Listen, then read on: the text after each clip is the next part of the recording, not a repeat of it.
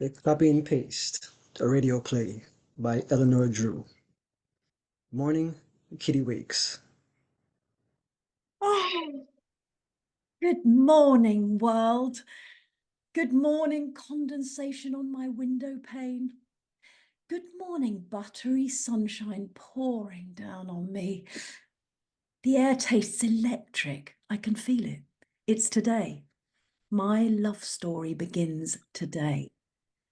The today I meet my soulmate, my perfect match. The Fred to my Ginger, the Bex to my Posh. The Tony Blair to my Cherie. Kyle. Oh, Kyle. We've been speaking for 33 and a half days, Kyle and I. Praise be to the internet gods for bringing him to me at last. He's nothing like the last one. Nothing at all. My Kyle. Kitty and Kyle. Kyle and Kitty.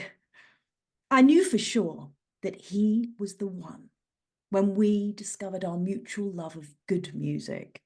Well, he is a superstar DJ after all. Self-taught, of course. He even had to leave his cleaning job to work on music full time.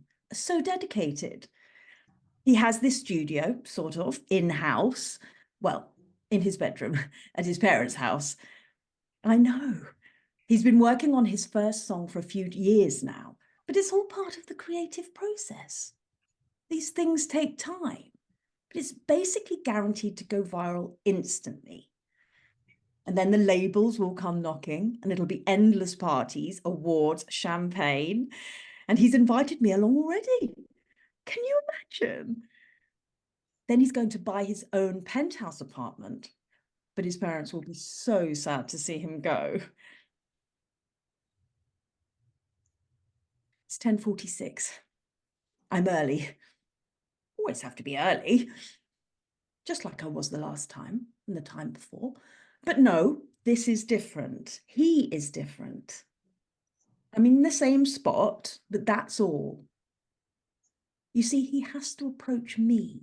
So I'm assuming the same carefully choreographed pose against the lamppost, with my good side firmly in his line of sight. Sultry, yet reflective. Gazing up to the sky, so when he walks out of the tube station, I can act all surprised and pretend I didn't see him coming, etc., etc. 10:49. It's taken me all week to decide on this outfit. In the end, I went for the classic chunky knit jumper, pleather jeggings, and sexy boots. It's daytime, I know, but this occasion, the first page of this beautiful new chapter in my life, it definitely calls for sexy boots. Just the right ratio of alluring to innocent, sort of dominatrix shops at Bowden, if you will. Yet it is the same outfit as the last date, but that's purely me being economical, honest. I know he'll love it. 10:53. What if he doesn't turn up? What if he woke up this morning and decided I'm a repulsive human being and no way would he actually want to be near me in person? No, come on, Kitty. Pull yourself together. This was meant to be. He told me to prepare for a magnificent surprise. A surprise date. Can you believe it? None of the others would have been so thoughtful. Maybe that record deal has already come through. He might arrive in a Hummer. 10:57. What if it's all a lie? What if he's actually a serial killer? An unhinged psychotic murderer and I'm his next victim? My last moments are probably being captured right now on TFL CCTV. My pixelated face will be plastered across the front pages and screens nationwide. Is he lurking? Waiting, ready to stuff a chloroform rag into my mouth and drag me into the back of his van? My body will be found floating in the Thames. Or perhaps bits of me will be discovered in a discarded suitcase by an unassuming dog walker. No, I'll be strangled. Then dissolved in a bathtub. You'll keep my teeth as souvenirs. Oh, here he comes now. My time to shine.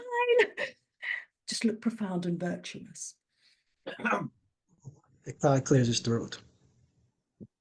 Oh, hello. I didn't see you there. Exactly as I rehearsed. Perfect pitch. Well done, me. You look so handsome. Dashing, even.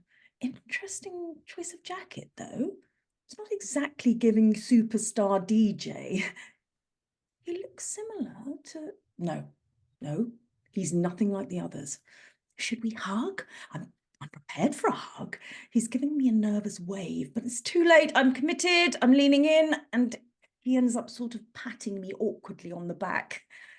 We'll just have to put that one down to a slightly messy dress rehearsal. On with the show. He leads me swiftly down an idyllic tree-lined street.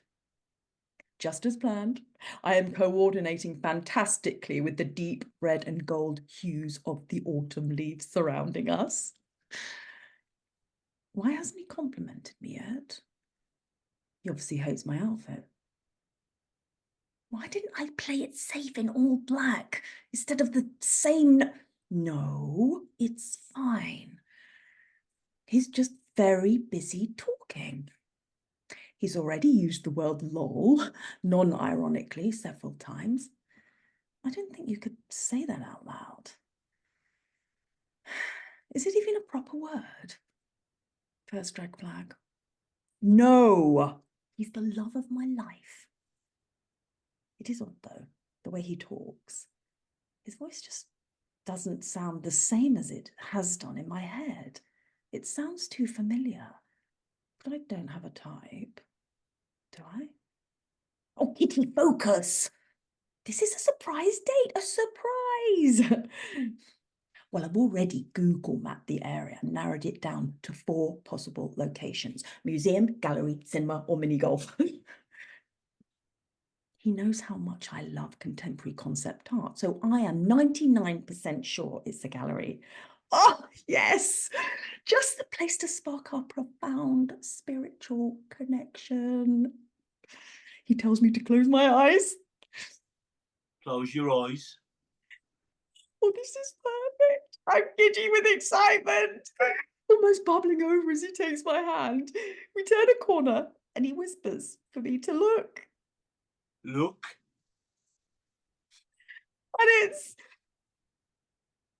we're at a farm. A farm? Where do I even start? What is a farm doing here? Am I hallucinating? Are you okay? Yes, of course. This is nice. This is a nightmare. We entered the farm. Honestly, a farm.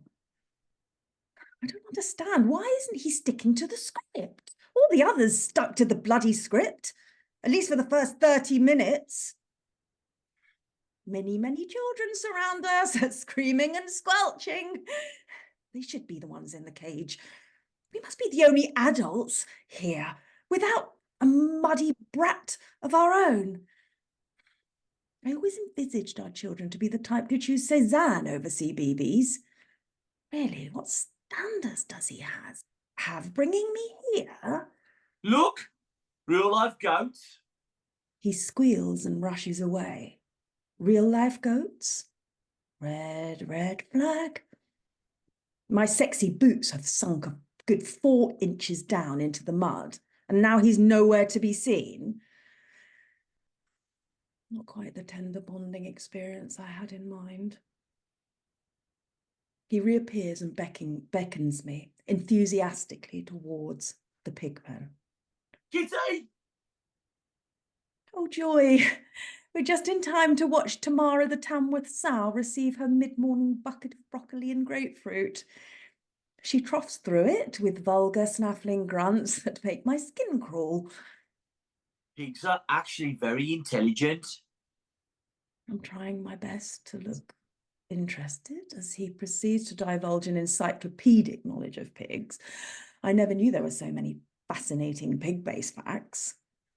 After a solid hour of intense barnyard action, we reach a tired-looking picnic bench. No, not tired, it's rustic. So romantic. He suddenly gives me a look that makes my heart flutter. This is more like it. Oh my goodness, I feel like my whole life has been leading up to this very moment. Nothing like the others, nothing like them at all. He leans in and looking deep into my eyes, he tenderly whispers. Pork pie. His compassion for Tamara and the rest of pig kind seems to fade somewhat as he pulls out a pack of 6 mini Melton Mowbrays. Oh, no, I'm okay, thank you.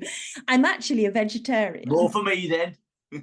He interrupts, spraying me with regurgitated hot water crust pastry.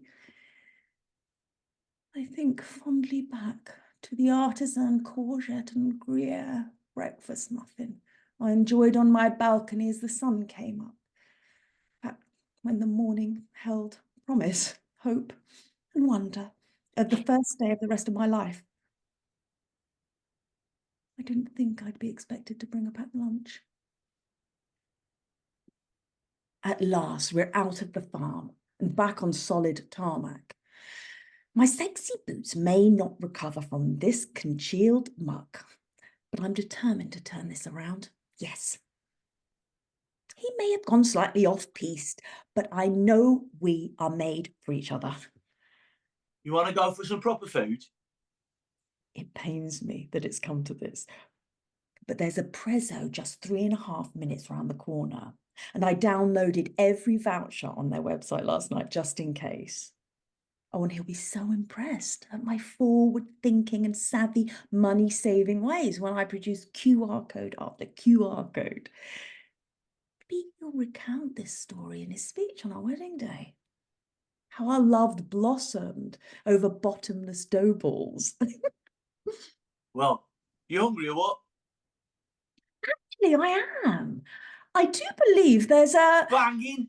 There's a subway on the way back to the station. I'm starving. The air in the tube carriage is thick with the offensive aroma of meatball marinara. He's oblivious to the disapproving glare surrounding us as he obliterates the sandwich like a hungry lion ripping into an antelope it captured in midair. He didn't even get it toasted. Indisputable red flag right there. No, Kitty. Mustn't be so critical. Come on, I can salvage this. He's a Capricorn, for goodness sake. It's written in the stars. I think he actually may inhale one of those meatballs. I find myself wondering whether it would choke him or just slide straight down his esophagus like a tomatoey marble run. What is the diameter of a meatball, I wonder? The tube decelerates with a clatter as we approach my stop.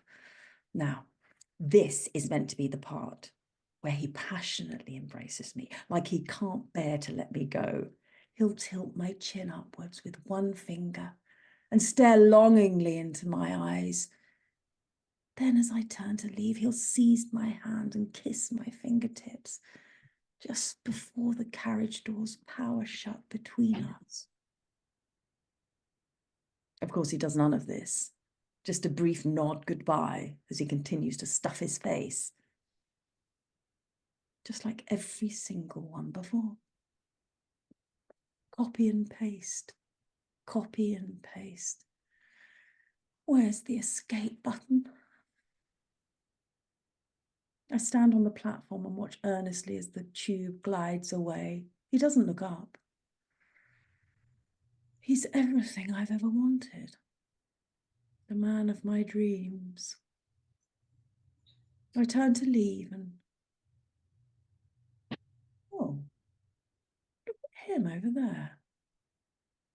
that handsome prince in the bottle green suit? Much more like it. Any second now, our eyes will meet, and they lived happily ever after. The end.